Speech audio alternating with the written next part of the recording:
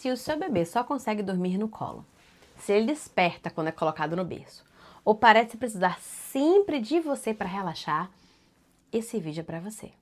E antes de qualquer coisa, eu quero te dizer algo muito importante. Isso não é erro, não é manha. E não significa que você estragou o sono do seu bebê. Eu sou Mariana Friend, especialista em sono infantil. E aqui no canal a gente não começa tentando tirar o colo, mudar hábitos ou corrigir o bebê. A gente começa entendendo o que o sono está comunicando. Porque o sono do bebê não é erro nem manha. É uma forma legítima de comunicação. E só depois de escutar essa linguagem é que qualquer mudança faz sentido.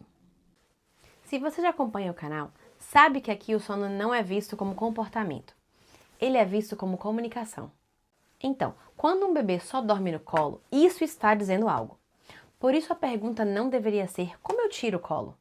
A pergunta mais importante é por que o colo está sendo necessário agora? O colo não é apenas conforto emocional. Ele é um regulador biológico. No colo, o bebê encontra segurança, encontra seu cheiro, calor, ritmo, contenção, presença. Tudo isso ajuda o sistema nervoso a sair do estado de alerta e entrar em estado de descanso. Muitos bebês precisam do colo não por costume, mas por necessidade. Imaturidade neurológica, sensibilidade maior, fases intensas de desenvolvimento, excesso de estímulo. Isso é especialmente comum nos primeiros meses de vida, quando o bebê acabou de chegar ao mundo e ainda está aprendendo a se organizar fora do útero. O colo aqui ajuda o bebê a fazer algo que ele ainda não consegue fazer sozinho: se autorregular. O problema não é o colo em si. O problema começa quando o colo é rotulado como um hábito ruim, sem que ninguém pare para entender por que está ali. Isso costuma gerar culpa, pressa, intervenções que aumentam a tensão no bebê e no adulto. Existe uma ideia muito difundida de que o colo atrapalha a autonomia. Mas a autonomia não nasce da ausência. Ela nasce da segurança.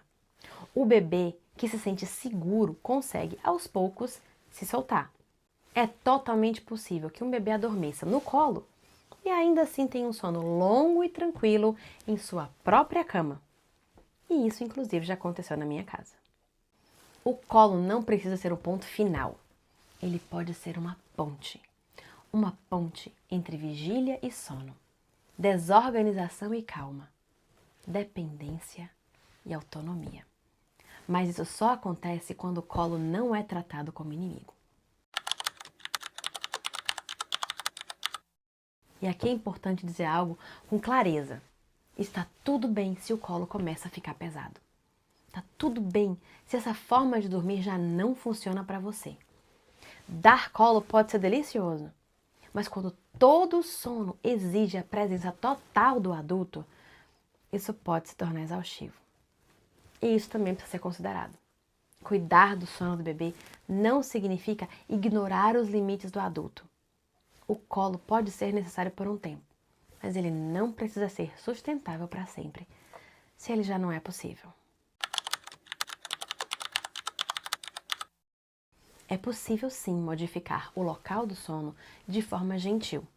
É possível ajudar o bebê a adormecer em outro espaço, mas isso precisa acontecer com respeito à linguagem do sono daquele bebê, não seguindo um passo a passo genérico e nunca a partir da pressa ou do medo, mas da leitura do bebê e do que ele está mostrando, respeitando as suas necessidades.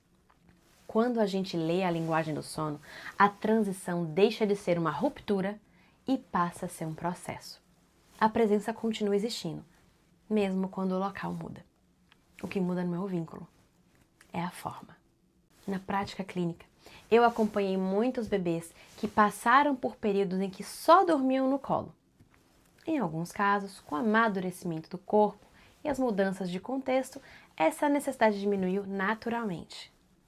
Em outros, a transição aconteceu com o apoio consciente dos pais, de forma gradual e respeitosa. O colo não impede o sono.